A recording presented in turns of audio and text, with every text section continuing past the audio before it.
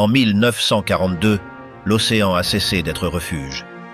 Les eaux qui avant séparaient continents se sont transformées en territoire de guerre. Depuis l'Atlantique, les sous-marins allemands se sont glissés en silence vers les côtes américaines. Sous la nuit, leurs torpilles traversaient bateaux marchands et pétroliers, et les flammes illuminèrent le ciel sur une mer couverte de restes. Personne n'imaginait que ce conflit avait traversé l'océan. Pendant des mois, les U-boots ont dominé routes qui semblaient intouchables. Dans chaque port restaient des signaux de leur passage, combustible déversé, structures détruites et une peur qui avançait plus rapide que les nouvelles. Le monde observait sans comprendre jusqu'où pouvait arriver la guerre sous les vagues. Avec le temps, les opérations se sont devenues difficiles. La réponse alliée a grandi et la domination sous-marine allemande a commencé à se briser. Quand les canons se sont tus en 1945, la mer n'a pas récupéré le calme. Encore restaient des centaines de sous-marins allemands dispersés par ports, fjords et côtes ravagées. Dans des quais détruits, leurs coques métalliques continuaient alignées, silencieuses, pendant que la fumée de la défaite couvrait l'Europe. Personne ne savait quel destin les attendait. Seraient-ils détruits, capturés ou abandonnés au fond de la mer ?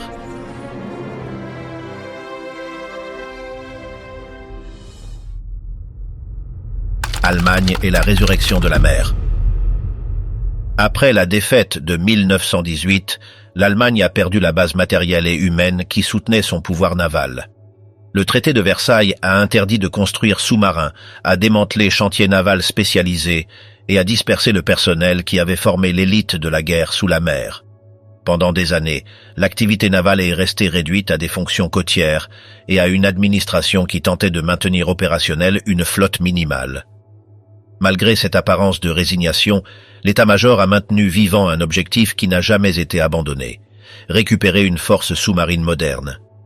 L'idée a continué à circuler dans des cercles techniques et dans des académies navales discrètement, et a commencé à prendre forme au milieu des années 30, quand le régime national-socialiste a initié un programme de réarmement dissimulé.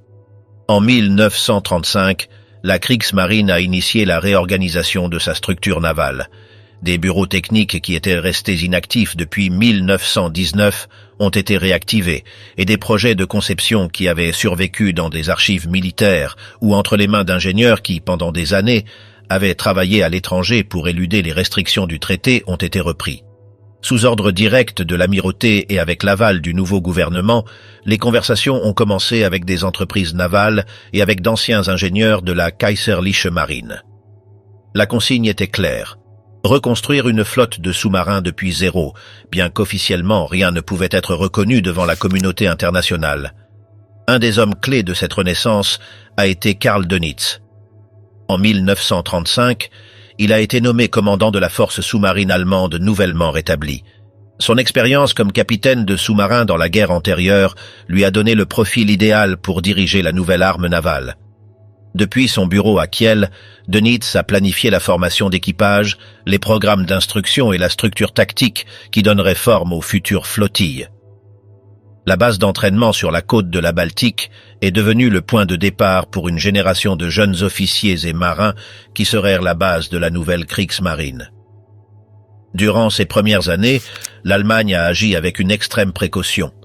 L'accord naval signé avec la Grande-Bretagne en juin 1935 a permis à Berlin d'avoir une marine équivalente à 35% de la britannique, mais le texte de la convention ne spécifiait pas de détails sur les sous-marins. Cette omission a été utilisée par les commandements allemands pour initier la construction des premières unités sous l'argument qu'il s'agissait d'embarcations expérimentales. Les chantiers navals de Kiel et Wilhelmshaven ont commencé à recevoir des plans et des composants, et les équipes techniques ont travaillé contre la montre pour concrétiser les nouveaux modèles. Le premier design approuvé a été le type IM, version A. Ce modèle, de plus grande taille que ses prédécesseurs, incorporait des avancées en propulsion et autonomie, avec une longueur de plus de 70 mètres et capacité pour opérer plusieurs jours en mer ouverte. Seulement 2 unités ont été construites, le U-25 et le U-26, qui ont servi principalement comme plateforme de test. Bien que leur rendement ait été limité, ils ont apporté des données précieuses sur l'habitabilité, la stabilité et la consommation. À partir de leurs échecs a été développée une version plus petite et fonctionnelle, le type 2 conçu comme sous-marin d'entraînement et de patrouille côtière. Le type 2 a été la base de la véritable renaissance opérationnelle. De coques courtes, manœuvrables et capables d'opérer en mers intérieures, il s'adaptait parfaitement au rôle d'entraînement. Plusieurs variantes ont été fabriquées en peu de temps. IA, IB, IC et postérieurement ID. Chaque version a incorporé de petites améliorations en autonomie, profondeur d'immersion et équipement interne. Ces embarcations ont commencé à sortir des chantiers navals de Deutsche Werke et Germania Werft à Kiel, ainsi que des ateliers de Flender à Lübeck. En moins de 2 ans, l'Allemagne disposait déjà d'une douzaine d'unités prêtes pour l'instruction et les patrouilles de courte portée. L'entraînement des équipages a été un processus méticuleux. Dönitz a établi un système de formation intensive qui combinait instruction théorique avec des pratiques en mer. Les futurs commandants devaient maîtriser les manœuvres d'immersion, le tir de torpille, l'orientation par périscope et la navigation nocturne. À Kiel et Neustadt ont été organisés des centres de simulation et des exercices continus. Chaque équipage était évalué en conditions adverses. Immersion prolongée, navigation avec faible visibilité et attaque simulée contre des convois fictifs. La discipline était stricte et l'échec à n'importe quelle épreuve impliquait d'être réaffecté à la marine de surface. En parallèle, les premières flottilles opérationnelles ont été créées. La première flottille de U-Boot a été établie en 1936 avec base à Kiel, suivie peu après par une deuxième à Wilhelmshaven. Ces unités n'étaient pas encore destinées à des combats réels, mais fonctionnaient comme des laboratoires tactiques, des formations d'attaque, des communications radio et des manœuvres coordonnées d'immersion étaient testées. Dönitz, convaincu que l'avenir de la guerre maritime dépendait de l'attaque en groupe, a introduit l'idée des meutes de loups bien avant qu'elles ne soient employées au combat. La reconstruction de la flotte sous-marine s'est développée sous un réseau de discrétion diplomatique. Pour éviter des sanctions internationales, les projets étaient camouflés comme des recherches civiles ou des programmes d'ingénierie commerciale. Plusieurs pièces étaient assemblées dans des chantiers navals de pays neutres ou envoyées sous des contrats fictifs. Des ingénieurs allemands voyageaient avec des passeports faux en Hollande, Finlande et Espagne pour acquérir des matériaux ou tester des composants. L'objectif était de maintenir le développement hors de l'attention de la Société des Nations et des puissances victorieuses de 1918. Les limitations imposées par Versailles n'étaient pas respectées, mais le régime maintenait une politique ambiguë face à la communauté internationale. Officiellement, l'Allemagne insistait sur le fait qu'elle ne construisait que des unités expérimentales et que sa flotte ne représentait pas une menace. La réalité était différente. Dans les bureaux de la Kriegsmarine étaient déjà conçus des sous-marins de longue portée, avec la vue fixée sur l'Atlantique. Les officiers qui avaient servi pendant la Grande Guerre ont été rappelés, et l'instruction a été élargie pour préparer une force professionnelle, disciplinée et loyale au Führer. Pour 1937, les avancées étaient évidentes. Les chantiers navals opéraient à pleine capacité, les programmes de formation fonctionnaient sans interruption et les exercices devenaient de plus en plus complexes. L'ambiance à Kiel reflétait enthousiasme et confiance. Chaque nouveau sous-marin qui sortait du quai représentait un pas de plus vers la récupération du pouvoir naval perdu. Les tests de résistance en mer Baltique permettaient de vérifier les moteurs, les systèmes d'oxygène et les mécanismes d'urgence. Les rapports techniques étaient envoyés directement au haut commandement où les déficiences étaient minutieusement analysées et des corrections immédiates ordonnées. En 1938, la flotte de sous-marins allemands était déjà une réalité consolidée. Bien qu'officiellement elle continuait à être considérée comme une force expérimentale, le nombre d'unités, l'entraînement du personnel et l'organisation des flottilles montraient un niveau opérationnel très supérieur à celui d'une simple école technique. Les exercices réalisés dans la Baltique ont inclus des pratiques d'attaque coordonnées et des simulations de patrouilles de longue distance. Dönitz, satisfait des résultats, a communiqué au haut commandement que la nouvelle arme était prête pour un éventuel conflit. Cette même année, l'ambiance politique européenne s'est tendue après l'annexion de l'Autriche et la crise des Sudètes. La direction de la Kriegsmarine a profité de l'attention internationale sur d'autres fronts pour accélérer son expansion. Les projets des nouveaux types 7 et 9 étaient en développement, et les rapports de test indiquaient que l'Allemagne pouvait disposer d'une flotte océanique en quelques années. Sur les quais de Kiel et Wilhelmshaven, les équipages se préparaient à l'inévitable. Le naufrage de l'Athénia, l'écho qui a ouvert l'Atlantique. Le 1er septembre 1939, l'invasion de la Pologne a déclenché la guerre que l'Europe anticipait depuis des mois. Pendant que les puissances réagissaient à l'attaque allemande, les flottilles de sous-marins ont reçu dans les ports du Nord l'ordre de se déployer vers la mer du Nord. Pour les commandants formés dans les années précédentes sous la direction de Dönitz, ce signal marquait le début réel de leur mission. Pour la première fois depuis 1918, l'arme sous-marine de la Kriegsmarine entrait en combat. Les premiers ordres de patrouille ont été transmis depuis le haut commandement naval à Wilhelmshaven. Les sous-marins devaient occuper des positions à l'ouest de l'Écosse et sur les routes vers l'Atlantique. La plupart des unités disponibles étaient des types 2 et 7, avec une autonomie limitée et une capacité à opérer seulement quelques jours sans ravitaillement. Malgré cela, le moral était élevé. Les bases côtières se sont remplies d'activités pendant que les marins chargeaient des torpilles, du combustible et des provisions. Chaque sortie représentait une épreuve réelle pour une arme qui, jusqu'alors, n'avait opéré qu'en exercice. Dans l'après-midi du 3 septembre, quand la Grande-Bretagne a déclaré la guerre à l'Allemagne, le sous-marin U-30 patrouillait au nord-ouest de l'Irlande. Son commandant, Fritz Julius Lemp, a reçu des informations sur la présence d'un grand bateau de passagers qui naviguait avec les lumières allumées.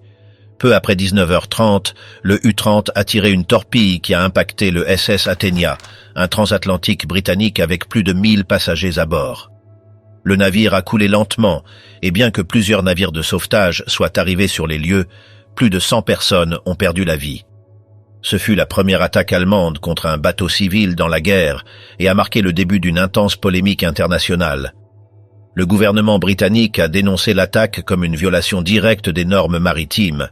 À Berlin, le haut commandement a tenté de nier toute implication, craignant l'impact politique d'avoir coulé un navire avec des civils américains et canadiens. Lemp a été interrogé à son retour, mais est resté sous stricte confidentialité. La propagande allemande a affirmé que l'Athenia avait été victime d'une mine britannique, tandis que la presse alliée utilisait l'incident pour dépeindre la Kriegsmarine comme une force sans scrupules. En quelques jours, le nom du sous-marin allemand est devenu un symbole du danger sous les eaux. Après l'incident, le commandement de Dönitz a ordonné au commandant d'agir avec une extrême précaution.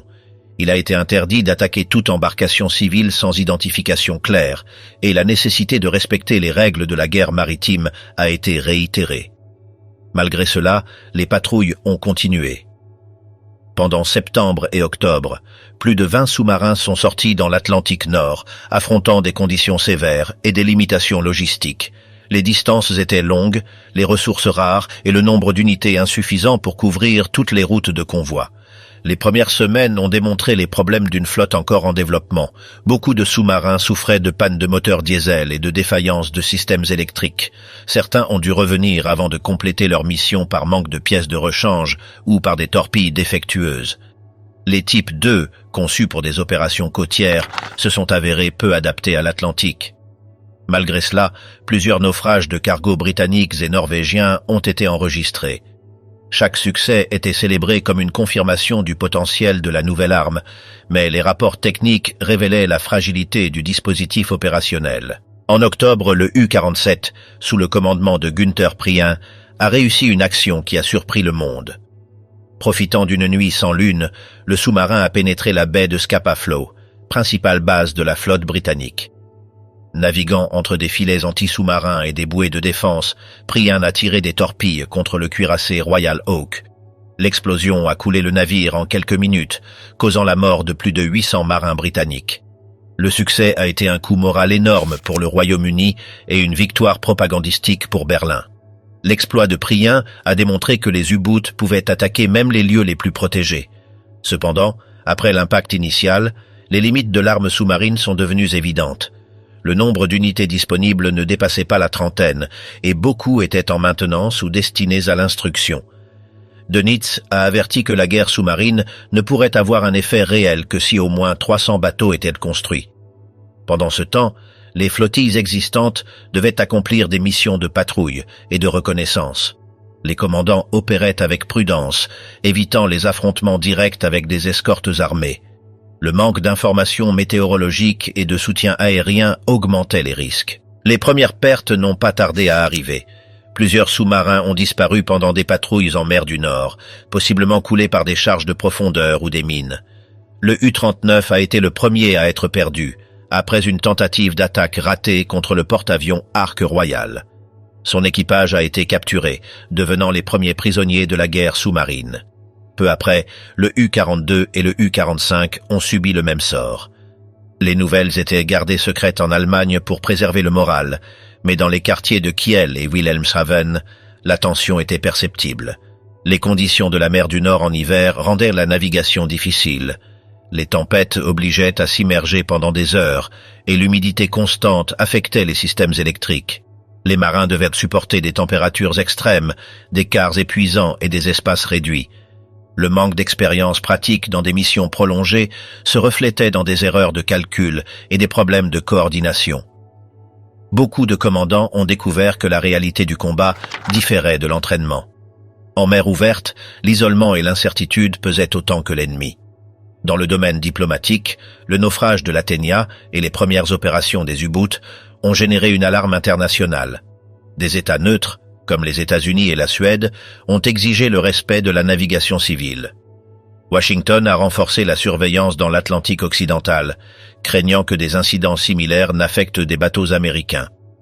Les rapports de presse multipliaient les histoires d'attaques indiscriminées, bien que beaucoup correspondaient à des explosions de mines ou à des naufrages accidentels. Malgré les protestations, l'Allemagne a maintenu sa stratégie. Le haut commandement naval a établi des zones de guerre autour des îles britanniques, avertissant que toute embarcation ennemie serait considérée comme un objectif légitime. Les patrouilles sous-marines se sont intensifiées et les U-Boots ont commencé à opérer en petits groupes pour augmenter la couverture. Néanmoins, les lacunes restaient importantes. Le système de communication radio était instable et la détection des convois dépendait presque entièrement de l'observation visuelle à travers le périscope. La majeure partie des missions se terminait avec des résultats modestes. Dönitz insistait pour améliorer la coordination et la logistique. Il a ordonné de créer un réseau de soutien avec des navires-mers et des stations de ravitaillement cachées dans des ports norvégiens. Il a également proposé la construction de nouveaux modèles de plus grande autonomie basés sur le design du Type 7 qui montrait déjà de meilleures performances. Pendant ce temps, les ateliers de Kiel et Brême travaillaient sans relâche pour réparer les unités endommagées et préparer de nouvelles patrouilles. Le rythme de la guerre dépassait la capacité industrielle du pays. À la fin de 1939, les résultats opérationnels étaient ambigus. D'un côté, les U-Boots avaient infligé des pertes considérables au commerce britannique et démontraient leur efficacité dans des attaques surprises. D'un autre, les pertes propres et les limitations techniques confirmaient qu'ils n'étaient pas encore prêts pour une guerre prolongée. Les torpilles échouaient fréquemment, les gyroscopes se déréglaient, et les batteries perdaient leur charge plus rapidement que prévu. Les rapports envoyés au commandement naval demandaient des solutions urgentes, mais la priorité du régime était centrée sur l'offensive terrestre. Dans la propagande officielle, les succès individuels étaient amplifiés. L'exploit de Priyan à Scapa-Flow a été présenté comme un symbole de la valeur allemande. Des photographies et des communiqués montraient le commandant décoré, tandis que les journaux exaltaient la précision de la Kriegsmarine. En réalité, la situation était plus complexe. Dönitz savait que chaque victoire exigeait un effort énorme et que les pertes augmentaient rapidement. Malgré les limitations, il a continué à stimuler le moral de ses hommes, convaincu que la domination de la mer serait décisive dans les années à venir. Rudel tactique, la guerre en meute prend le contrôle. En 1940, l'expansion territoriale allemande a transformé la guerre en mer. Les campagnes sur la Norvège, le Danemark et la France ont offert à la Kriegsmarine une opportunité inattendue, sécuriser des bases qui permettraient d'opérer directement dans l'Atlantique. Dönitz a immédiatement identifié l'impact stratégique. Pendant que la Wehrmacht avançait par terre, la marine réorganisait son dispositif pour profiter des nouveaux ports et raccourcir la distance vers les routes de convoi.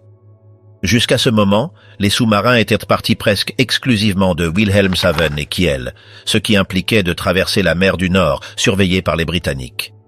Avec la possession des ports français, la distance vers les routes commerciales de l'Atlantique a été réduite de moitié. À partir de l'été, les U-Boots sortirent directement vers l'océan sans s'exposer aux ceintures de mines. Des ingénieurs navals ont renforcé les quais et construit des abris en béton armé pour résister aux bombardements. Les bunkers de Lorient et Saint-Nazaire, avec des toits de plusieurs mètres d'épaisseur, offraient une protection presque totale et permettaient de maintenir les sous-marins prêts à tout moment. Le changement stratégique a eu un effet immédiat. Depuis le milieu de 1940, les sous-marins ont commencé à opérer avec une plus grande portée et autonomie. Le commandement de Dönitz a organisé un système de patrouille rotative qui couvrait les principales routes de convoi entre le Canada, la Grande-Bretagne et l'Afrique. Les communications ont été centralisées à la station radio de Kernevel, qui coordonnait les positions de chaque unité. Avec ce réseau, les commandants recevaient des instructions actualisées et pouvaient se réunir en point d'attaque commun. La nouvelle logistique a initié la phase la plus productive de toute la guerre sous-marine. Entre juin et décembre, les chiffres de naufrages ont dépassé toutes les attentes. Les rapports quotidiens mentionnèrent des dizaines de bateaux détruits chaque semaine. En moyenne, les U-boots coulaient plus de 200 000 tonnes de cargaison par mois, affectant gravement l'approvisionnement britannique. Le commerce maritime est devenu un champ de mines invisible. Les cargos naviguaient avec les lumières éteintes et les convois étaient escortés par des destroyers qui patrouillaient jour et nuit. Malgré cela, les sous-marins s'infiltrèrent parmi eux avec des manœuvres audacieuses. La soi-disant époque dorée des U-boots avait commencé. La tactique préférée par les commandants consistait à attaquer de nuit et en surface. Ils profitaient de la silhouette sombre du sous-marin pour s'approcher sans être détectés et tirer des torpilles à courte distance. Le périscope était à peine utilisé. La plupart des attaques s'effectuaient en observant directement depuis la tourelle. Cette forme de combat réduisait la possibilité d'être localisé par sonar et augmentait la précision. Les Britanniques, dépourvus de radars efficaces, ne pouvaient détecter les sous-marins que lorsque les torpilles étaient déjà dans l'eau. Pendant ces mois, des noms sont apparus qui deviendraient légendaires au sein de la Kriegsmarine. L'un d'eux fut Otto Kretschmer, commandant du U-99. Son habileté à s'approcher sans être découvert et à attaquer plusieurs bateaux en une seule nuit en a fait le sous-marinier le plus réussi de la guerre. En quelques patrouilles, il a dépassé le demi-million de tonnes coulées, y compris des pétroliers, des cargos et des escortes armées. Dans ses rapports, Dönitz le considérait comme un modèle de discipline et d'économie de ressources.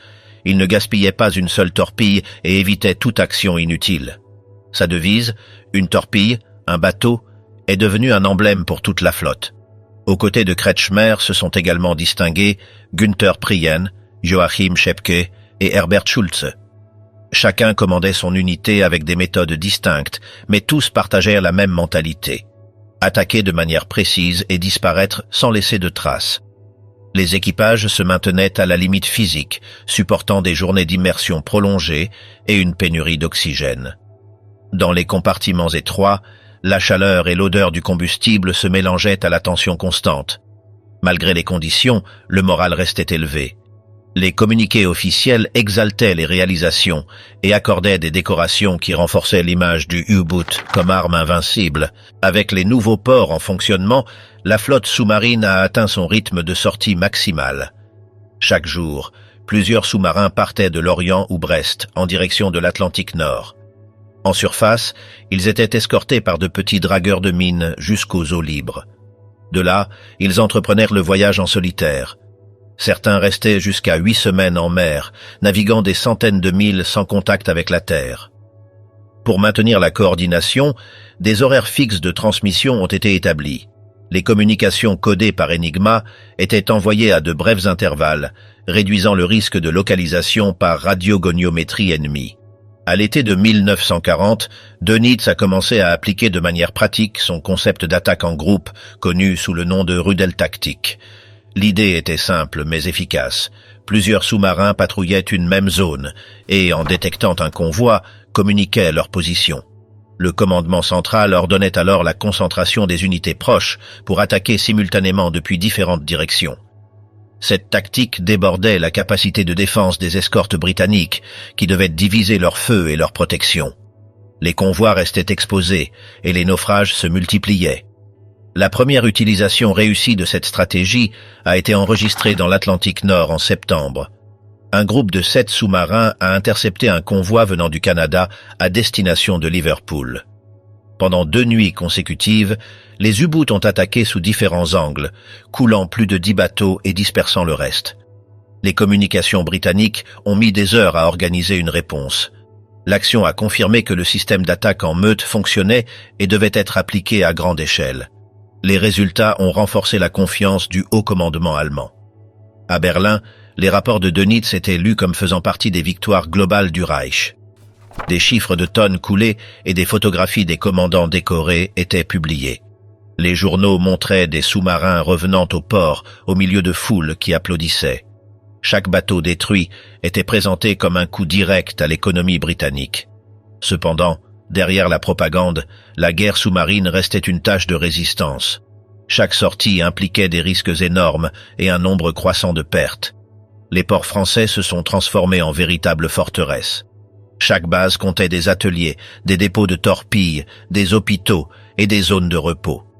Les sous-marins endommagés étaient réparés en quelques jours et retournaient à la mer. Ingénieurs et techniciens travaillaient 24 heures sur 24, conscients que tout retard pouvait altérer le cycle des patrouilles. Sur les quais, les familles observaient les départs sans savoir quand elles reverraient leurs marins. La guerre de l'Atlantique était devenue une lutte de résistance prolongée. Pour Dönitz, le succès de l'année 1940 fut la confirmation de sa doctrine. Il avait démontré qu'un nombre réduit de sous-marins bien entraînés pouvait paralyser le trafic maritime d'une puissance mondiale. Son objectif immédiat était d'augmenter la production jusqu'à atteindre le chiffre qu'il considérait décisif, 300 U-bootés en service simultané. Avec cette force, il croyait possible d'étrangler complètement la Grande-Bretagne. L'industrie allemande a commencé à multiplier les commandes et les chantiers navals ont étendu l'écart. Mais le temps et les ressources seraient des facteurs déterminants. De l'Orient à l'abîme, la portée totale des U-boots. À mesure qu'avançait 1941, les opérations sous-marines sont entrées dans une étape d'expansion soutenue. Avec les bases françaises pleinement opérationnelles et la chute de la France consolidée, la Kriegsmarine a cherché à étendre sa portée au-delà des routes côtières. Dönitz a ordonné le déploiement vers l'Atlantique central, une zone où les convois alliés circulaient encore avec une protection insuffisante. De l'Orient, Brest et Saint-Nazaire ont commencé à sortir des patrouilles de plus longue durée et portée. L'océan ouvert représentait un défi logistique. Les distances étaient énormes et les sous-marins devaient opérer à la limite de leur résistance. Pour maintenir la coordination, le commandement a établi un réseau de points de contact et de zones de réunion, connus sous le nom de Treffpunkte. De là, les commandants recevaient par radio des instructions chiffrées qui leur indiquaient le mouvement des convois détectés. Les patrouilles se sont étendues jusqu'à couvrir l'espace entre les Açores et le Cap-Vert, une bande vitale pour le commerce britannique. Les conditions météorologiques étaient extrêmes, tempêtes, chaleur suffocante et courants imprévisibles. Malgré cela, les résultats initiaux ont été remarquables. Durant les premiers mois, les U-boots ont coulé des centaines de milliers de tonnes de cargo, pétroliers et navires de transport. Les convois alliés se voyaient obligés de modifier leur route pour éviter les zones les plus dangereuses. Les sous-marins profitaient de la dispersion pour attaquer des embarcations isolées, spécialement pendant les heures nocturnes. Cependant, l'ennemi commençait à s'adapter.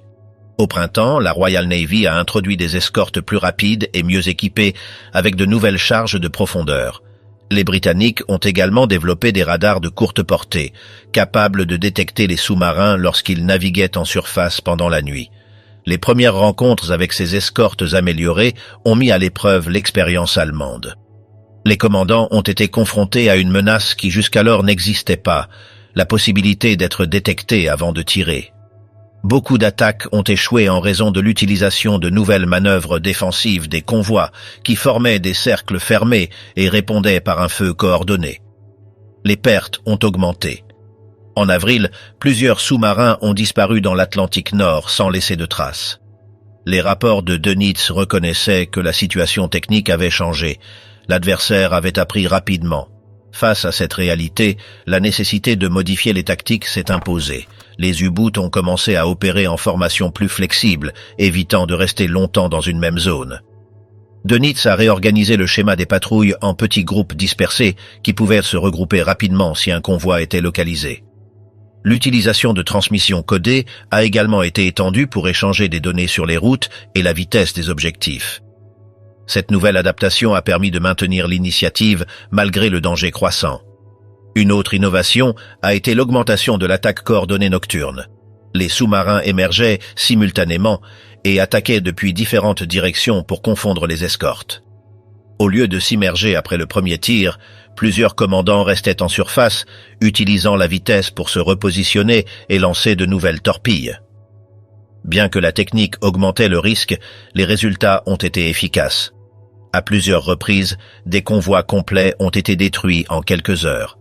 La stratégie démontrait que, même avec l'avancée de la technologie alliée, l'audace restait décisive. L'année a également marqué l'expansion géographique des opérations. Avec l'offensive allemande en Méditerranée, plusieurs U-boots ont été affectés au soutien de l'Axe sur ce front. L'entrée de l'Italie dans la guerre a permis de coordonner des actions avec la Regia Marina, bien que les conditions de la mer fussent très différentes de celles de l'Atlantique. Les eaux chaudes et claires de la Méditerranée réduisaient les possibilités de dissimulation et l'intense surveillance aérienne compliquait les manœuvres. Malgré cela, les sous-marins allemands ont remporté d'importants succès au large des côtes d'Égypte, de Malte et de Libye, coulant des transports britanniques qui ravitaillaient l'armée ennemie en Afrique du Nord. Parmi les cas remarquables figura l'action du U-75 et du U-331, dont les incursions contre des convois alliés démontrèrent l'adaptabilité des commandants. De nouvelles routines d'immersion rapide et de navigation à basse vitesse furent mises en œuvre pour éviter le traçage. Les missions s'étendèrent sur des semaines dans des eaux fermées et avec peu de points d'échappement. Dans plusieurs cas, les sous-marins durent traverser le détroit de Gibraltar, l'une des zones les plus surveillées de la planète, en utilisant des courants sous-marins et l'obscurité totale. Chaque transit était une épreuve de précision et de nervosité extrême. Au nord, les U-boots participèrent également à des opérations autour de la Norvège. Après l'occupation du pays, les bases de Trondheim et Bergen offraient un accès direct à la mer du Nord et à l'Arctique. De là, les sous-marins attaquaient des convois à destination de Mourmansk qui transportaient du matériel allié pour l'Union soviétique après le début de l'opération Barbarossa. Les conditions étaient extrêmes, températures inférieures à 0, tempêtes de glace et longues nuits polaires. Les moteurs subissaient des pannes constantes et les équipages supportaient un froid insupportable. Malgré cela, les attaques continuèrent et plusieurs cargos soviétiques furent coulés. L'avancée allemande sur tous les fronts semblait imparable, mais les rapports techniques montraient des signes d'épuisement. Le nombre de sous-marins en service actif couvrait à peine les besoins opérationnels et les réparations s'accumulaient dans les chantiers navals français. Les moteurs diesel montraient une usure prématurée et les torpilles souffraient encore de problèmes de détonation. Dönitz demanda au haut commandement davantage de ressources pour moderniser la flotte, mais la priorité industrielle était dirigée vers la guerre terrestre et aérienne. Les équipages, de plus en plus jeunes, recevaient une instruction accélérée, ce qui réduisait l'expérience générale. Dans l'Atlantique central, la lutte est devenue plus dure. Les convois alliés ont commencé à recevoir un soutien aérien de porte-avions d'escorte et d'avions à long rayon d'action basés en Islande. Les U-boots, qui auparavant naviguaient en surface pendant une grande partie du temps, ont été contraints de rester immergés plus longtemps, ce qui limitait leur vitesse et leur autonomie. Les nouvelles charges de profondeur, réglables à une plus grande profondeur, augmentaient le danger. Beaucoup de sous-marins ne survivaient que grâce à des manœuvres désespérées, descendant à la limite structurelle de leur coque pour échapper aux attaques. Le moral restait élevé, mais la guerre était devenue plus coûteuse.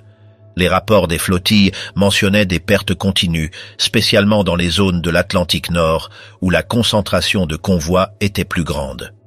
Malgré cela, le commandement allemand maintenait l'optimisme. Dans la propagande, chaque naufrage était présenté comme une victoire stratégique et les commandants décorés servaient d'exemple pour les nouvelles promotions. Dönitz insistait sur le fait que l'effort devait être maintenu, convaincu que la pression constante sur les routes maritimes obligerait la Grande-Bretagne à négocier. Sur les quais de Lorient et Saint-Nazaire, les retours de patrouille sont devenus plus difficiles.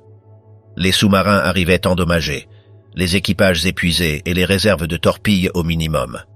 Malgré cela, le commandement exigeait de maintenir le rythme de sortie.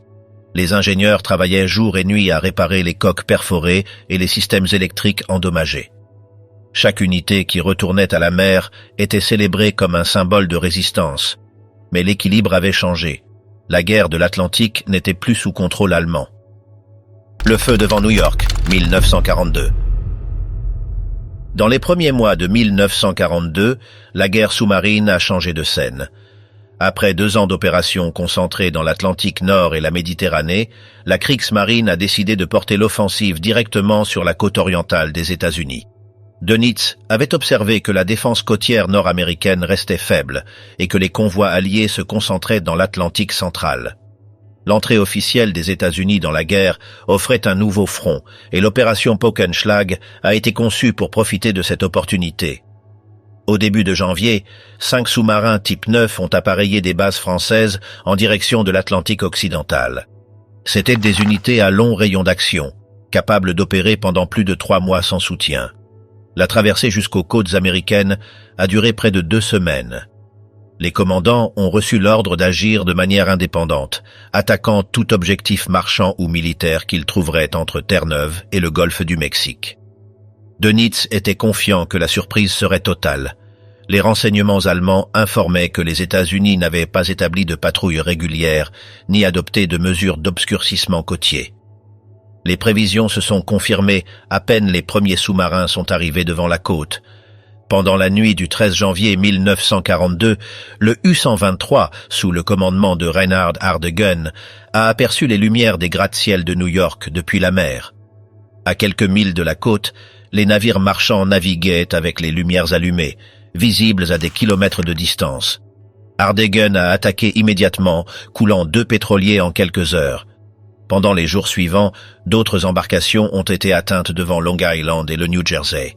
Les feux des bateaux en feu se voyaient depuis la terre, provoquant l'alarme parmi la population.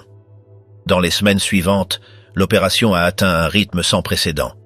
Les sous-marins allemands se déplaçaient librement le long du littoral atlantique américain, de la Nouvelle-Angleterre à la Caroline du Nord.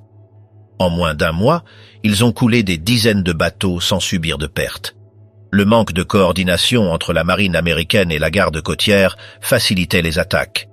Les navires naviguaient sans convoi et sans coupure de courant côtière. Les phares restaient actifs et les capitaines maintenaient des routes fixes prévisibles. Pour les Allemands, c'était un scénario idéal. Les rapports des commandants décrivaient un panorama de négligence. En une seule patrouille, le U-66 a coulé plus de 40 000 tonnes de cargaison. Le U-123 a répété le succès lors de son 2e voyage. Dans les ports français, les équipages revenaient avec des tourelles remplies d'emblèmes peints qui représentaient chaque naufrage. Dans la propagande allemande, les images des sous-marins revenant victorieux renforçaient l'idée d'une guerre imparable. Pour Dönitz, l'offensive confirmait que l'ennemi sous-estimait la menace sous-marine. L'impact économique fut immédiat. Au cours des 5 premiers mois de l'année, plus de 2 millions de tonnes d'embarcations alliées furent détruites dans l'Atlantique occidental. Les cargos transportant du pétrole des Caraïbes, du charbon du Canada et des fournitures vers la Grande-Bretagne furent constamment attaqués. Les pertes affectèrent l'approvisionnement énergétique et obligèrent à modifier les plans logistiques alliés.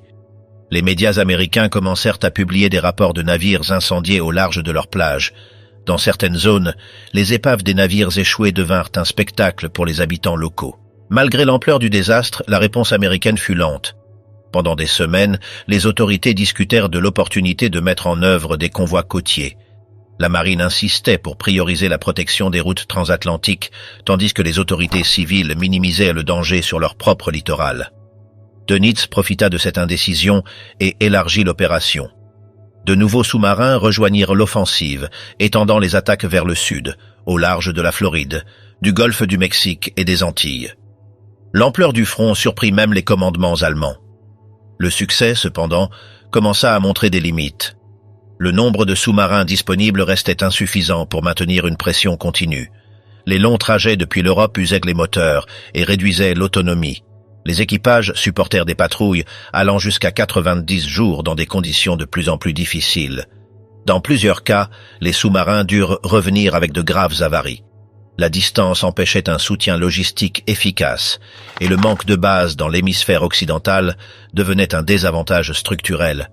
Pendant ce temps, la réaction nord-américaine prit finalement forme. En mars, les premiers convois côtiers furent établis et en avril, l'obscurcissement de toutes les villes et phares de la côte atlantique fut ordonné. Les destroyers américains commencèrent à patrouiller de manière permanente et des stations radars furent installées à des points stratégiques. En quelques mois, les pertes diminuèrent. Les U-boots ne trouvaient plus de cibles faciles et les nouveaux systèmes anti-sous-marins augmentèrent le risque. Les attaques aériennes depuis des bases à Terre-Neuve et aux Bermudes complétèrent l'encerclement. La phase initiale de Pockenschlag s'est terminée officiellement en mai, mais les sous-marins ont continué à opérer dans la zone pendant le reste de l'année. Cependant, les conditions ont changé drastiquement. Les radars côtiers détectaient les incursions et les chasseurs de sous-marins répondaient rapidement. Plusieurs unités ont été détruites ou capturées. Le U-352, sous le commandement de Helmut Rathke, a été coulé au large de la Caroline du Nord après avoir tenté d'attaquer un convoi escorté. Sa perte a symbolisé la fin de la période de domination absolue. Malgré les difficultés croissantes, la Kriegsmarine a tenté de maintenir l'offensive. Dönitz a organisé une deuxième vague avec des sous-marins supplémentaires et a créé des zones de ravitaillement au milieu de l'Atlantique, connues sous le nom de vaches laitières, des navires citernes qui fournissaient du carburant et des torpilles aux U-boots en pleine traversée. Ce système a permis d'étendre la portée des patrouilles, mais a également introduit des vulnérabilités. Lorsque les Alliés ont découvert leur existence, ils ont commencé à les chasser systématiquement, réduisant l'autonomie de toute la flotte. Durant l'été, les pertes allemandes se sont accrues. Les chasseurs navals et les bombardiers anti-sous-marins patrouillaient jour et nuit. Les nouvelles charges de profondeur réglables et les bombes larguées depuis les airs se sont avérées dévastatrices. Chaque sortie est devenue un défi extrême. Malgré cela, les commandants les plus expérimentés continuaient à obtenir des résultats. Le U-507 a coulé plusieurs pétroliers dans le golfe du Mexique, tandis que le U-123 continuait à opérer avec un succès limité au large de la côte de Caroline. Mais le déséquilibre était déjà évident. En Europe, Dönitz comprenait que la phase de supériorité était terminée. Les rapports hebdomadaires montraient une baisse constante du tonnage coulé et une augmentation des sous-marins perdus. À mesure que les États-Unis coordonnaient leurs forces avec la Grande-Bretagne, l'Atlantique devenait un champ de plus en plus contrôlé. L'avancée technologique alliée en radar, sonar et aviation réduisait la marge de manœuvre. Les commandants allemands se sont vus obligés d'adopter des tactiques défensives, utilisant des immersions prolongées et une navigation silencieuse pour survivre. Sur le plan propagandistique, le régime a maintenu le discours du succès. Les films et les journaux montraient des images de torpilles impactants et de bateaux coulants, tandis que les pertes propres étaient cachées. Cependant, dans les bases de Lorient et Brest, la réalité était différente. Chaque retour ramenait moins d'équipage. Les réparations étaient plus lentes et les remplacements manquaient. La guerre sous-marine commençait à épuiser les ressources humaines et matérielles. Le radar contre l'acier, la chute de la domination. Après des années de domination dans l'Atlantique, les U-boots ont affronté pour la première fois un ennemi capable de neutraliser leurs tactiques traditionnelles. La combinaison d'avancées technologiques et d'une coordination plus étroite entre Britanniques et Américains a modifié l'équilibre naval. Les flottilles qui partaient de Lorient et Brest trouvaient une mer différente, des patrouilles mieux armées, des radars plus précis et des escortes qui détectaient les sous-marins avant même qu'ils ne puissent attaquer. En janvier, les commandants qui partaient de Lorient et Brest ont remarqué des différences notables dans les routes de patrouille. Les convois alliés ne naviguaient plus dispersés ni vulnérables. Chaque formation incluait des destroyers, des corvettes et des navires armés de nouveaux équipements de détection. L'utilisation du radar centimétrique a permis aux escortes de localiser les sous-marins même pendant la nuit et par mauvais temps. Cela annulait la tactique traditionnelle allemande d'attaquer en surface en profitant de l'obscurité. Beaucoup de U-boots étaient détectés avant de pouvoir tirer, forcés de s'immerger et de perdre le contact avec l'ennemi. Le changement tactique fut immédiat. Bien que les commandants aient tenté de s'adapter, le radar allié continuait d'imposer un avantage décisif. Les équipes de détection pouvaient fixer la position des U-boots avec une précision croissante, ce qui obligeait les équipages à modifier fréquemment leur route et à opérer avec des transmissions minimales. Malgré cela, les attaques restaient inégales. Chaque convoi représentait un risque élevé, et les pertes allemandes augmentaient plus rapidement que les naufrages réussis. L'introduction de porte-avions d'escorte compliqua encore plus la situation. Ces navires, petits mais efficaces, accompagnaient les convois et maintenaient des avions de patrouille en l'air en permanence. Les bombardiers légers détectaient les sillages des sous-marins. lançait des charges de profondeur et guidait les destroyers vers la zone de contact. Pour la première fois, l'ennemi pouvait surveiller de vastes zones de l'océan sans interruption. Les U-boots ne trouvaient pas plus de refuge, même au milieu de l'Atlantique. L'ancienne zone de sécurité, où les escortes n'atteignaient pas, disparut complètement.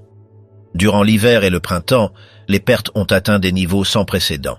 En quelques semaines de mars, plus de 40 sous-marins ont été détruits. Les équipages revenaient à peine de leur mission.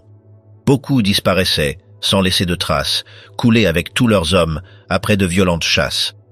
Les rapports des flottilles se remplissaient de noms barrés et de numéros incomplets. Les bases françaises ont commencé à recevoir moins de signaux radio. Chaque silence pouvait signifier un désastre. Le moral s'est ressenti, bien que Dönitz insistait sur le fait que la situation était temporaire. Les tactiques de Rudeltaktik, qui avaient dominé les années précédentes, ont perdu leur efficacité. Les groupes d'attaque étaient détectés avant même de se réunir. Les interceptions radio et les radars alliés frustraient les tentatives de coordination. En mars, un groupe de plus de 20 sous-marins a été détruit ou dispersé lors de l'attaque d'un convoi à l'ouest de l'Irlande. Les destroyers et les avions ont agi de manière synchronisée, lançant des charges pendant des heures jusqu'à obliger les U-boots à faire surface ou à couler. L'opération, qui devait démontrer la force de l'arme sous-marine, s'est transformée en une catastrophe. Le 19 mai 1943, Dönitz a émis un ordre qui a marqué un point d'inflexion, la suspension temporaire des opérations massives dans l'Atlantique Nord. Le document, envoyé à toutes les flottilles, reconnaissait que les pertes avaient atteint des niveaux insoutenables. Plus d'un tiers des sous-marins opérationnels avaient été perdus en moins de 6 mois. La décision équivalait à une retraite tactique, bien qu'elle n'ait jamais été présentée comme telle. Officiellement, on parlait de réajustement stratégique et de redistribution des forces. Mais sur les quais de Lorient et Saint-Nazaire, tous savaient que la domination de l'océan était terminée. L'ennemi, de son côté, consolidait son avantage. Les améliorations du sonar et des bombes anti-sous-marines permettaient des attaques plus précises. Les charges de profondeur réglables par altimètre atteignaient des zones où les sous-marins croyaient être en sécurité. Les Alliés commencèrent également à utiliser de nouvelles grenades de contact, appelées Hedgehog, qui étaient lancées en salve et n'explosaient qu'au contact de la coque. Ces armes réduisèrent le temps d'évasion et multipliaient les possibilités d'impact. La survie des U-boots se réduisait drastiquement. Les commandants qui réussissaient à revenir décrivaient des missions de véritable résistance. Beaucoup passaient des jours entiers immergés, sans pouvoir faire surface, ni même pour recharger les batteries. L'air devenait irrespirable et la fatigue affectait les décisions tactiques. Les moteurs électriques, surchargés, tombaient fréquemment en panne. Dans plus d'un cas, les sous-marins furent découverts en faisant surface pour ventiler et se retrouvèrent piégés entre des destroyers. La guerre, qui en 1940 avait semblé un jeu d'astuce et de patience, était devenue une poursuite sans trêve. En avril, les flottilles tentèrent de s'adapter en introduisant des équipements anti-radars et de nouveaux détecteurs d'émissions. Cependant, les tests furent insuffisants. Les dispositifs ne parvenèrent pas à identifier les fréquences les plus modernes des radars alliés. Le haut commandement allemand comprit que la supériorité technique de l'ennemi était déjà évidente. La production de sous-marins de type 7 et 9 continuait, mais leur conception était devenue obsolète face aux avancées détectées. Les ingénieurs accélérèrent le développement d'un modèle plus avancé, le type 21, mais sa fabrication était encore loin d'être achevée. Dans les bases, la pression était constante.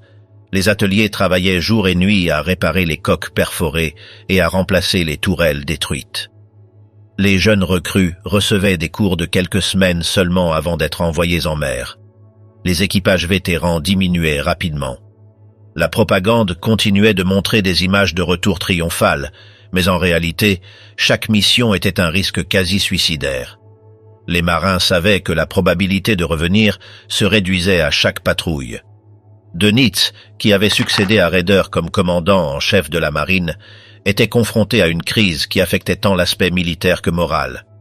Le réseau de commandement, basé sur des communications radio codées, se trouvait sous constante surveillance alliée. Les interceptions d'Enigma commençaient à donner des résultats pour l'ennemi, bien que les Allemands ne le soupçonnèrent pas encore. Chaque message transmis pouvait révéler des positions ou des schémas de mouvement.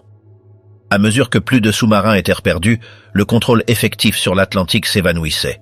Pendant l'été, les pertes continuèrent. Des avions équipés de radars ASV-3 balayaient d'énormes zones de l'océan, localisant des sillages et des taches d'huile. Les U-boots, obligés de s'immerger fréquemment, perdaient de la vitesse et se retrouvaient piégés dans des poursuites interminables.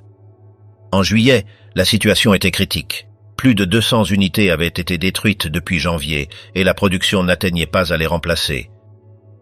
L'arme miraculeuse qui n'est jamais arrivée. Le second semestre de 1943 a obligé la Kriegsmarine à revoir sa stratégie. Les pertes accumulées au cours du premier semestre de l'année avaient réduit la force opérationnelle à des niveaux critiques et pour la première fois, l'arme sous-marine a cessé d'être un facteur décisif dans l'Atlantique. Face à ce panorama, Dönitz a impulsé une réorganisation complète, orientée vers le développement d'une nouvelle génération de sous-marins capables de récupérer l'initiative perdue. Depuis août 1943, ingénieurs, techniciens et concepteurs navals ont été convoqués à Berlin et Hambourg pour initier un projet qui devait révolutionner la guerre sous la mer. Ainsi est né le programme du type 21, connu en interne sous le nom de « le sous-marin de la nouvelle ère ». À la différence de ses prédécesseurs, ce modèle a été conçu pour opérer immergé presque de façon permanente, avec une plus grande vitesse sous l'eau qu'en surface. Son design incluait une coque plus hydrodynamique, des batteries de grande capacité et un système de recharge silencieuse qui permettait de rester des jours entiers sans émerger. Sur le papier, il représentait un saut technologique qui pouvait changer le cours du conflit. Parallèlement, le développement du type 23 a été initié, une version plus petite et légère destinée aux patrouilles côtières en mer du Nord et en Baltique. Les deux modèles partageaient des innovations mécaniques inédites, des systèmes de propulsion plus silencieux, des périscopes rétractables de moindre profil et des torpilles à lancement rapide. Les tests sur maquettes et réservoirs de pression indiquaient un rendement très supérieur à celui des anciens types 7 et 9. Dönitz voyait dans ces unités la possibilité de renverser la situation, mais le temps jouait contre lui. L'avancée technique a coïncidé avec le moment le plus difficile pour l'industrie allemande. Depuis le milieu de 1943, les bombardements alliés sur Hambourg, Kiel et Brême ont détruit une grande partie des chantiers navals et des usines de composants. Les lignes de production ont été interrompues pendant des semaines et les ingénieurs se sont vus obligés de disperser le travail dans de petits ateliers situés dans des tunnels et des usines souterraines. Cette fragmentation a ralenti le processus et a provoqué une incoordination entre concepteurs et assembleurs. Beaucoup de plans ont été perdus lors des transferts ou ont été endommagés par des incendies. La pression politique a augmenté. Hitler exigeait des résultats immédiats et réclamait des preuves qui démontrent l'efficacité du nouveau modèle. Les ingénieurs répondaient que la technologie n'était pas encore prête. Les réunions entre le haut commandement naval et le ministère de l'Armement sont devenues tendues. Albert Speer a tenté de réorganiser la chaîne d'approvisionnement, mais les bombardements continus sur les routes ferroviaires et les centres industriels rendaient impossible une planification stable. Chaque attaque alliée retardait le projet de plusieurs semaines. Malgré les contretemps, les premières coques du type 21 ont commencé à prendre forme à la fin de 1943 dans les chantiers navals de Blomenvoss et Schischauwerke. La propagande les a présentés comme l'arme secrète qui changerait la guerre. Les brochures internes parlèrent d'un sous-marin invincible, capable de s'immerger plus rapidement et de rester caché plus longtemps que n'importe quel ennemi. En réalité, les tests initiaux ont démontré le contraire. Les vibrations du nouveau moteur électrique causaient des pannes dans les systèmes de direction, les joints ne supportaient pas la pression et les compartiments électriques subissaient des courts-circuits fréquents. Pendant que les techniciens tentaient de résoudre ces problèmes, la situation stratégique empirait. Les Alliés avançaient sur l'Italie et les bombardiers américains attaquaient presque quotidiennement les ports du nord de l'Allemagne. Chaque sous-marin achevé représentait un effort colossal. Dönitz insistait pour accélérer la livraison, convaincu que, bien qu'imparfaits, les nouveaux modèles pourraient altérer le cours du conflit. Dans les premiers mois de 1944, une production en série sans précédent fut ordonnée. Des dizaines de coques étaient construites simultanément à différents endroits, souvent par des mains inexpérimentées. La pénurie de travailleurs qualifiés conduisit à employer des prisonniers et des ouvriers forcés dans des conditions précaires. Les erreurs se multiplièrent. soudure défectueuse, valves qui ne fermaient pas et systèmes électriques mal connectés. Les inspections techniques révélèrent de graves défaillances structurelles, mais la pression pour livrer les unités obligeait à omettre les réparations. Le résultat fut une flotte naissante de sous-marins inachevés. Au milieu de 1944, plus de 100 unités du type 21 étaient théoriquement prêtes, bien que peu fussent réellement opérationnelles. Plusieurs ne passaient pas les tests d'immersion ou présentaient des fuites irréparables. Les sous-marins du type 23, plus petits, obtinrent de meilleurs résultats en Baltique, mais leur impact sur la guerre était limité. Les retards dans la livraison des torpilles et des batteries aggravaient la situation. Dans certains cas, les navires restaient des semaines amarrés en attendant des pièces. Dans cette même période, l'ennemi intensifia les bombardements sur les chantiers navals. Les Alliés connaissaient la valeur stratégique du nouveau modèle et concentrèrent leurs attaques sur les routes de transport des modules. Les trains transportant des sections de la coque furent détruits à plusieurs reprises. Dans le port de Brême, plusieurs coques en construction furent rendues inutilisables par des incendies et des explosions. Les rapports techniques décrivèrent le panorama comme chaotique et désespéré. Malgré cela, Dönitz garda espoir. Lors de réunions avec Speer, il insista sur le fait que le type 21 pourrait rendre à l'Allemagne le contrôle de la mer s'il parvenait à entrer en service avant l'été de 1944. Des programmes d'instruction accélérés furent établis pour les équipages qui devaient se familiariser avec des équipements entièrement nouveaux. Dans les écoles d'entraînement de la Baltique, les marins pratiquaient des immersions rapides et des tirs automatiques de torpilles, bien que sans disposer d'unités totalement fonctionnelles. Les conditions étaient précaires. Certains entraînements se déroulaient sur des modèles incomplets ou des simulateurs improvisés. Le temps continuait d'avancer et la guerre se déplaçait vers les frontières du Reich. Avec l'invasion alliée de la Normandie en juin 1944, les bases françaises furent menacées. Les sous-marins en construction durent être transférés ou détruits pour éviter leur capture. Beaucoup furent coulés délibérément dans des canaux et des rivières allemandes. Les usines souterraines, bien que protégées, subissaient des coupures électriques constantes et une pénurie de matériaux. La production, qui devait atteindre des chiffres records, parvenait à peine à livrer quelques unités complètes. Les premiers types 21 opérationnels sont sortis en mer pour des essais limités durant l'automne. Leur performance était prometteuse. Ils atteignaient des vitesses sous-marines proches de 17 nœuds et pouvaient rester immergés pendant des jours, mais il était déjà trop tard. La domination alliée de l'air et de la mer rendait impossible toute offensive significative. Les quelques sous-marins qui ont réussi à naviguer n'ont pas trouvé les conditions pour agir. La guerre avait changé de scénario et la supposée arme miraculeuse est arrivée quand le résultat était décidé. Dans les rapports finaux de l'année, Dönitz a admis que l'espoir placé dans le nouveau modèle ne s'était pas matérialisé. Bien que techniquement supérieur, le type 21 était né au milieu de l'effondrement industriel. Les retards, le manque de matériaux et la pression politique ont transformé un projet innovant en un échec opérationnel. Presque tous les sous-marins construits ont été capturés incomplets ou détruits avant la fin du conflit. La flottille cachée, la mission allemande en mer Noire. Pendant que les combats de l'Atlantique consommaient de plus en plus de ressources, la Kriegsmarine a ouvert un front inattendu dans le sud-est de l'Europe. En 1942, le Haut Commandement a décidé de transférer une partie de son effort naval vers la mer Noire, un espace où la présence allemande était presque inexistante et la domination soviétique s'avérait écrasante. Les opérations terrestres en Ukraine et en Crimée avaient élargi la portée de l'armée, mais les côtes restaient sous la menace constante de la marine soviétique. Dönitz a accepté le défi. Créer une petite flottille de sous-marins dans une mer à laquelle on ne pouvait accéder par des voies maritimes directes. Le traité de Montreux interdisait le passage d'unités de guerre par les détroits du Bosphore et des Dardanelles, ce qui empêchait d'envoyer des sous-marins depuis la Méditerranée. La seule alternative était une opération inédite, transporter les U-boots démontés par terre et par fleuve à travers le Danube. Pour cela, 6 unités du type 2 ont été choisies, les mêmes modèles côtiers utilisés des années auparavant pour l'entraînement. En raison de leur taille et de leur poids relativement faible, elles pouvaient être divisées en sections et transportées sur des barges fluviales.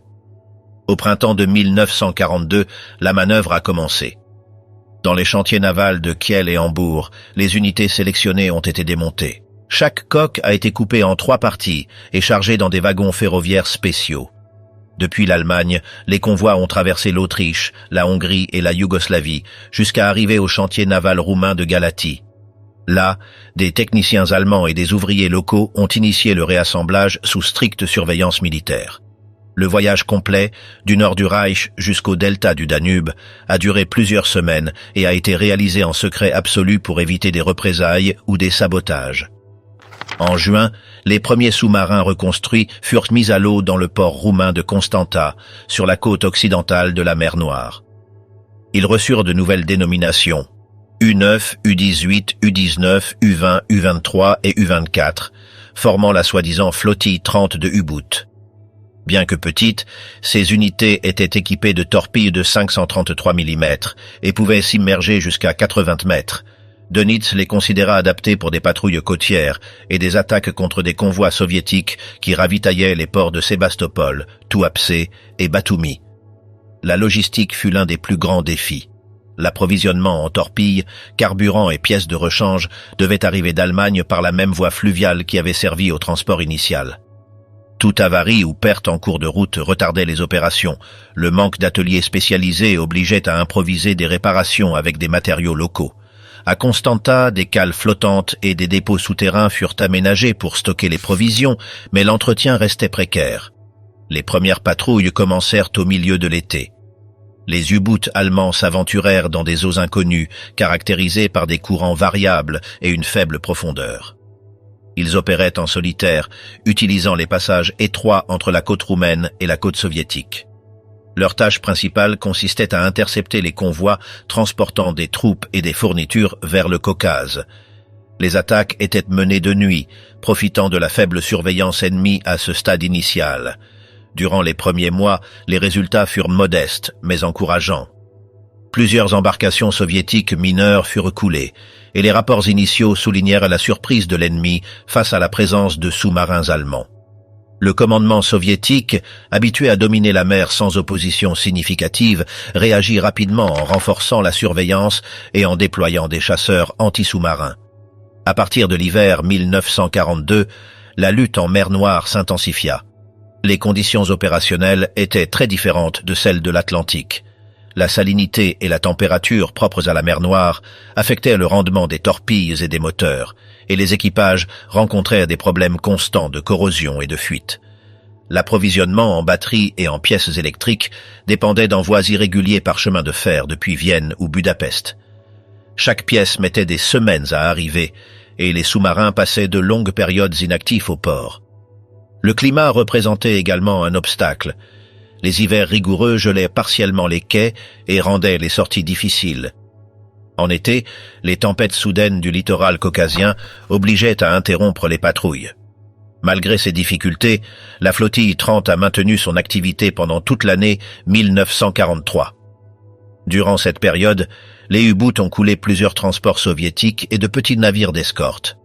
Cependant, les chiffres étaient réduits en comparaison avec l'effort investi. Le manque de soutien aérien aggravait les risques. La Luftwaffe, concentrée sur le front oriental, pouvait à peine couvrir les opérations navales.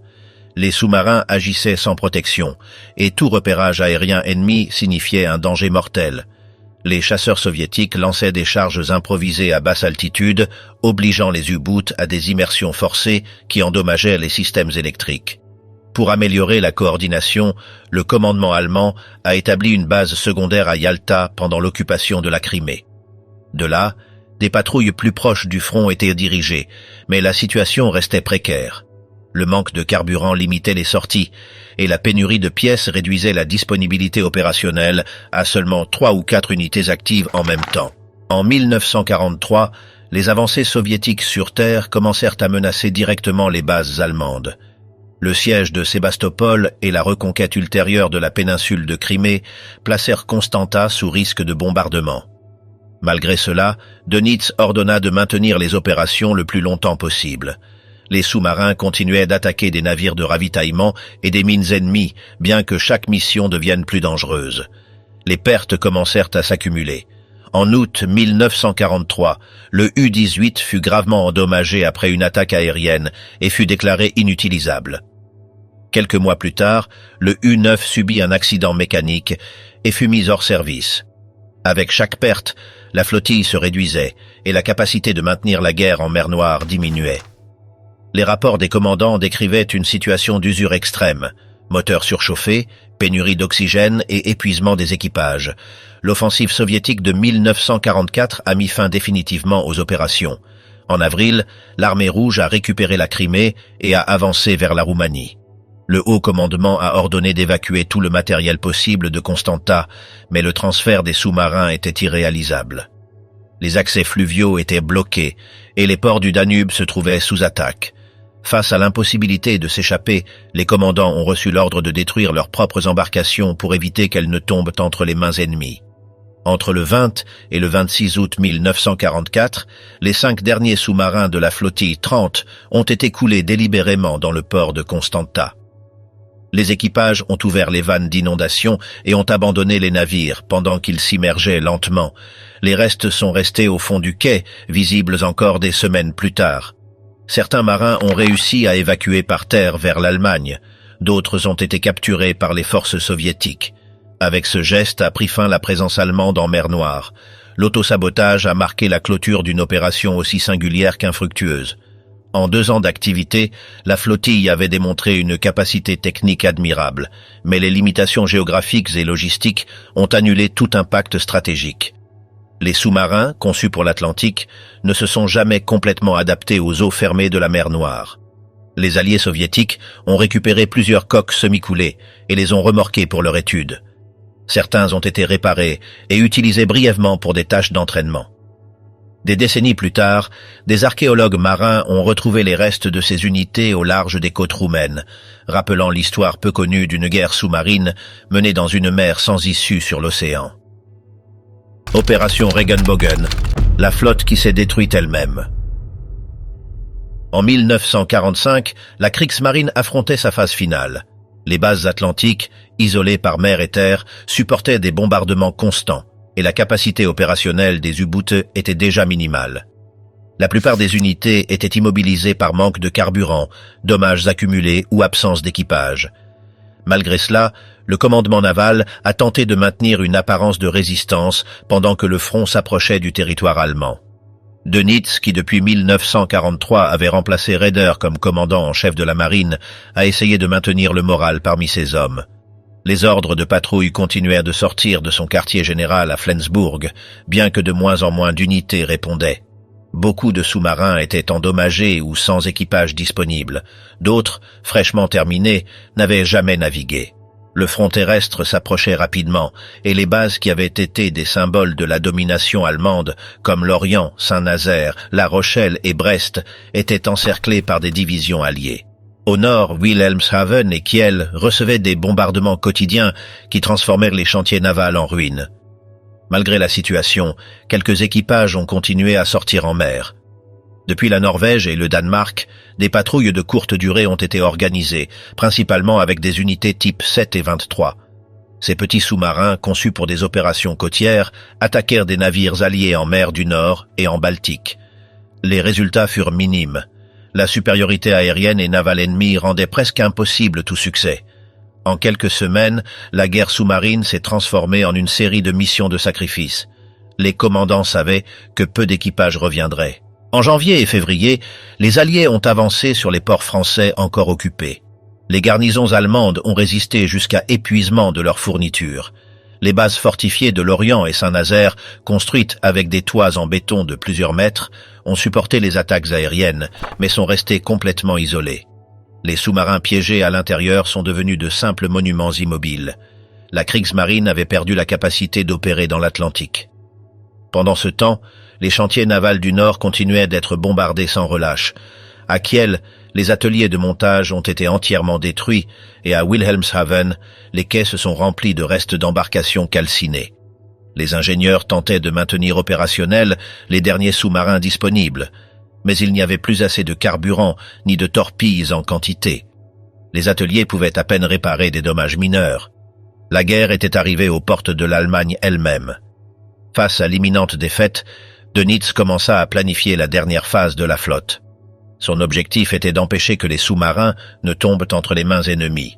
Depuis son quartier général à Schleswig-Holstein, il élabora l'opération Regenbogen, Arc-en-Ciel, un ordre secret qui instruisait tous les équipages à couler leurs navires en cas de reddition.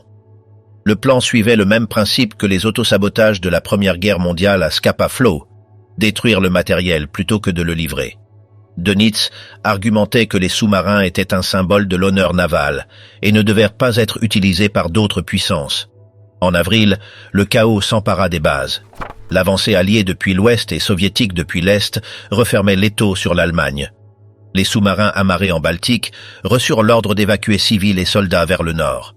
Durant ces opérations, plusieurs unités furent attaquées par l'aviation soviétique. Dans le port de Gotenhafen, actuel Gdynia, une torpille aérienne coula le navire Wilhelm Gustloff, qui transportait des milliers de réfugiés. La tragédie devint l'un des plus grands désastres navals de l'histoire. Les sous-marins qui escortèrent le convoi ne purent sauver que peu de survivants. À la fin d'avril, quand Berlin était déjà assiégé, les communications entre le haut commandement et les bases disparurent pratiquement. Dönitz établit son quartier général à Plön et plus tard à Flensburg, d'où il tenta de maintenir le contrôle de la marine. Le 30 avril, il reçut la nouvelle de la mort de Hitler et de sa désignation comme successeur. Au milieu de l'effondrement total, il assuma le commandement du Reich et maintint l'opération Regenbogen comme directive principale pour la flotte. Son intention était de négocier la reddition avec les alliés occidentaux tout en empêchant que les sous-marins ne soient capturés intacts. Dans les premiers jours de mai, les autosabotages commencèrent. Sur les quais de Kiel, les commandants ouvrirent les vannes principales et laissèrent entrer l'eau. Les coques s'inclinèrent lentement jusqu'à disparaître sous la surface.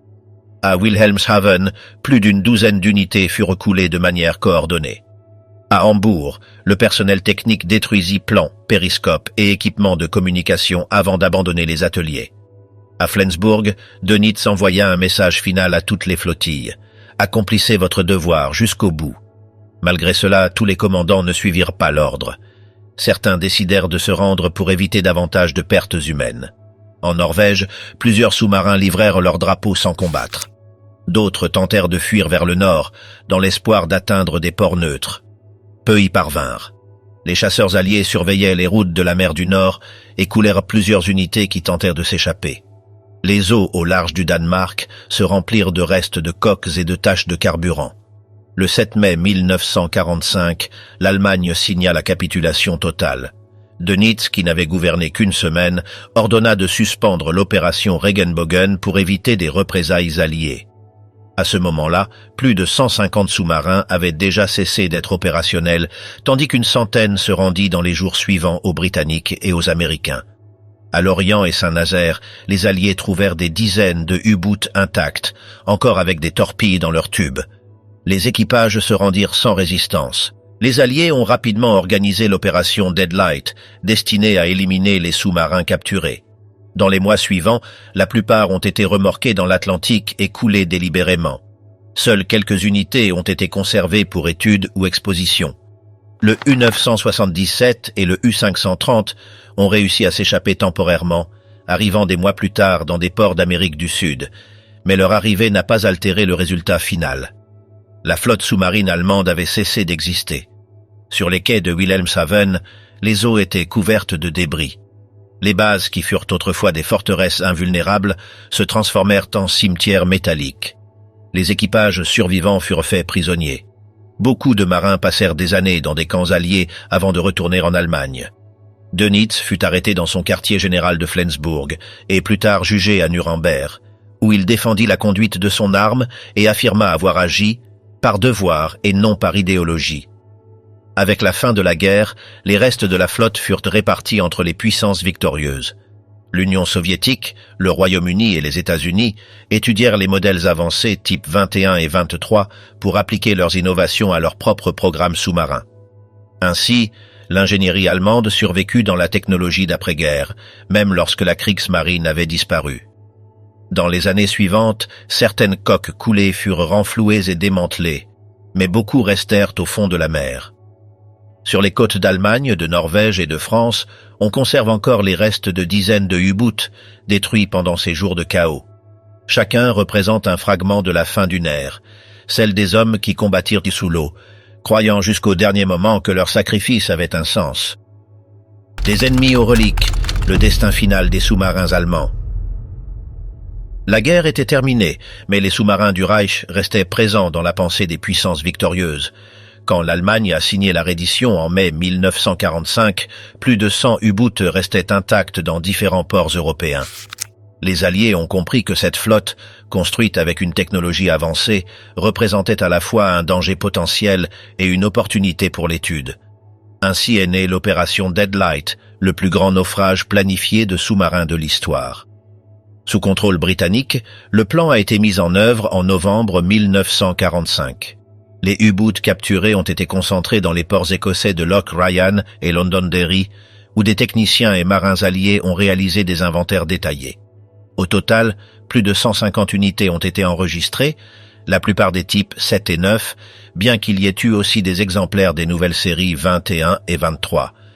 L'objectif était clair: éliminer la flotte allemande pour empêcher que la connaissance technique ne se disperse et en même temps analyser son ingénierie avant de la détruire. Les sous-marins furent révisés un par un. Les torpilles, le carburant et les équipements de communication furent retirés.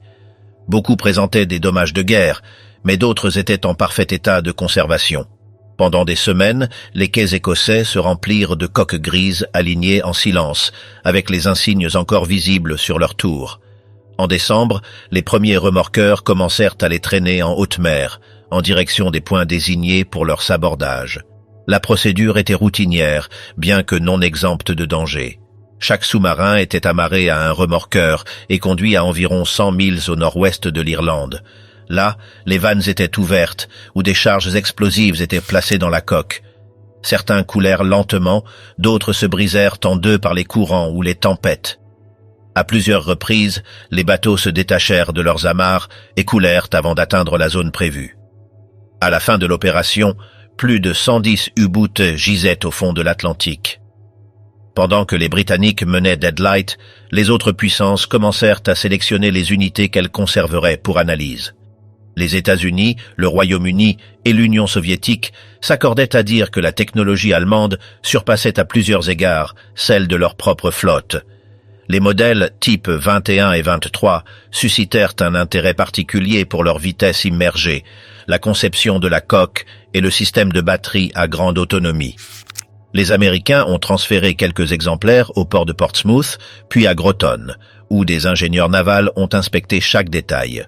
Le U-2513 et le U-3008 ont été testés dans l'Atlantique avec des équipages mixtes. Les rapports du Navy Department ont reconnu que le système de propulsion allemand offrait une performance sous-marine sans précédent. L'amiral Chester Nimitz a qualifié le Type 21 de « point de départ pour le sous-marin moderne ». En parallèle, l'Union soviétique a réclamé plusieurs des coques qui étaient tombées dans ces zones d'occupation.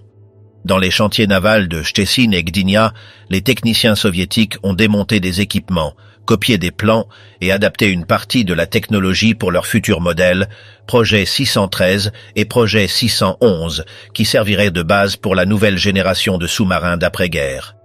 Les Britanniques, de leur côté, ont étudié le design des périscopes, les systèmes de contrôle et la forme hydrodynamique de la coque qui influencerait plus tard leur classe porpoise et Obron. L'héritage technique de la Kriegsmarine s'est rapidement étendu. En moins d'une décennie, les principales marines du monde ont incorporé des concepts inspirés des U-boots allemands. Des coques plus stylisées, des moteurs diesel électriques à haute efficacité et des batteries de longue durée. La course technologique qui avait commencé sous les bombes continuait maintenant en temps de paix, impulsée par l'apprentissage obtenu des restes de l'ennemi vaincu. Tous les sous-marins n'ont pas été détruits. Certains ont été préservés comme témoignage d'une époque. Dans les années 1950, le U-505, capturé intact en 1944 par les forces américaines, a été transféré à Chicago, où il est devenu la pièce maîtresse du Museum of Science and Industry. Son intérieur est resté presque sans modification, montrant au public l'environnement dans lequel les équipages allemands avaient vécu sous la mer. En Allemagne, le U-2540, un modèle 21 qui avait été coulé par son propre équipage en mai 1945, fut renfloué des années plus tard et restauré pour la marine de la République fédérale. Rebaptisé Wilhelm Bauer, Il servit de plateforme d'essai jusqu'en 1982 et fut ensuite transformé en musée dans le port de Bremerhaven. D'autres, comme le U-995 Alabo, furent également récupérés et ouverts au public. Ces unités devinrent des monuments silencieux aux marins qui ne revinrent pas. Au cours des décennies suivantes, l'intérêt pour les U-boots grandit parmi les historiens et les explorateurs sous-marins. Dans les années 90, des équipes de plongée et des véhicules robotisés localisèrent plusieurs des sous-marins coulés lors de l'opération Deadlight. Les images montraient des coques couvertes d'algues, inclinées sur des fonds sablonneux, encore reconnaissables par leurs tourelles et numéros de série. Certains restaient étonnamment intacts, avec leurs écoutilles fermées et les périscopes encore dressés. Les investigations ont confirmé que les naufrages ont été réalisés dans des conditions extrêmes. Tempêtes, explosions accidentelles et erreurs de remorquage ont provoqué que de nombreuses unités coulent avant la date prévue. Les archéologues marins ont catalogué chaque découverte et ont élaboré des cartes numériques des restes, devenus l'un des plus grands cimetières sous-marins du monde. Au total, plus de 100 coques allemandes reposent dans une zone de 500 km² de l'Atlantique Nord. L'intérêt scientifique s'est combiné à une composante humaine. Des associations d'anciens combattants et de familles de marins allemands ont commencé à organiser des visites commémoratives sur les lieux de naufrage. Lors de cérémonies discrètes, ils déposaient des couronnes sur les coordonnées enregistrées. Pour beaucoup, c'était la première occasion de rendre hommage à ceux qui avaient disparu sans sépulture. Les eaux froides de l'Atlantique sont devenues un mémorial naturel pour des milliers d'hommes qui ont vécu et sont morts à l'intérieur de l'acier. L'après-guerre a également transformé la signification symbolique des U-boots. Pendant le conflit, ils avaient représenté le pouvoir du Troisième Reich et la menace invisible de la mer. Avec le temps, leur image s'est détachée de la propagande et a fait partie de la mémoire technique et humaine de la guerre. Ingénieurs et muséologues les présentaient comme un témoignage de l'ingéniosité navale allemande, tandis que les historiens rappelaient le coût humain de leur utilisation. L'étude des restes a révélé des détails qui étaient restés cachés pendant des décennies. À l'intérieur de certaines coques, on a trouvé des ustensiles personnels, des outils et des fragments de documentation technique. Ces objets offraient une vision intime de la vie à bord, journaux, lettres, insignes corrodés par le sel. Dans de nombreux cas, les autorités ont choisi de ne pas récupérer les corps des équipages, considérant les sous-marins comme des tombes de guerre. Au fil des ans, les U-boots survivants sont devenus des points de référence historiques. À Bremerhaven, Labo, Londres et Chicago, les visiteurs pouvaient parcourir leurs couloirs étroits et écouter des enregistrements qui recréaient le son des moteurs et les ordres d'immersion. Dans ces espaces, la guerre était présentée non comme une glorification, mais comme un avertissement. Chaque valve, chaque couchette et chaque torpille en exposition évoquait le mélange de fierté technologique et de tragédie humaine qui a défini la flotte allemande.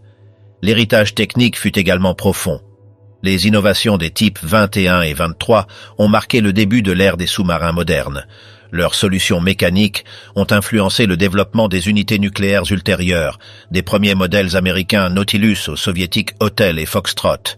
Bien que nés dans la défaite, leurs concepts ont continué à vivre dans les océans du monde.